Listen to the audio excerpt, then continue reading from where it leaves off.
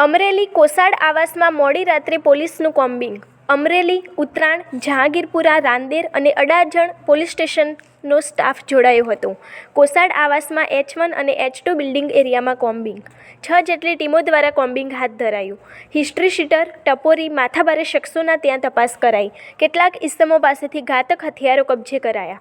Prohibition સહિતના કેસો કરવામાં આવ્યા. 5 તડીપાર આરોપીઓને ઝડપી પાડ્યા, જ્યારે અન્ય 30 જેટલા લોકો વિરુદ્ધ કેસ કરી કાર્યવાહી કરવામાં આવી. કોમ્બિંગમાં ડીસીપી, એસીપી તેમજ 5 પોલીસ સ્ટેશનના પીઆઈ જોડાયા હતા. ગુજરાતના માનનીય નાયબ મુખ્યમંત્રી શ્રી સંઘવી સરના માર્ગદર્શન હેઠળ ગુજરાતના તમામ નાગરિકોની સુરક્ષા અને સલામતી માટે જરૂરી તમામ પગલાં લેવાની કાર્યવાહી ગુજરાત પોલીસ દ્વારા કરવામાં આવે છે. સુરત શહેર પોલીસ કમિશનર માનનીય અનુપમસિંહ ગેહલોત સરના માર્ગદર્શન હેઠળ તેમજ સેક્ટર 2 શ્રી ડામોર સરની સૂચના આધારે ઝોન 5 વિસ્તારમાં આવેલ કોસાડ આવાસ ખાતે ઝોન 5ના તમામ અધિકારી કર્મચારીઓને સાથે રાખી કોમ્બિંગનું આયોજન કરવામાં આવેલું.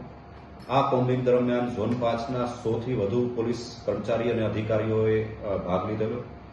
કોમ્બિંગ દરમિયાન કુલ 58 આરોપીઓ વિરુદ્ધ કાર્યવાહી કરવામાં આવેલ છે, જે પૈકી 8 જેટલા હથિયારધારાના કેસો કરવામાં આવેલ છે, 15 જેટલા પ્રોહિબિશનના કેસો કરવામાં આવેલ છે.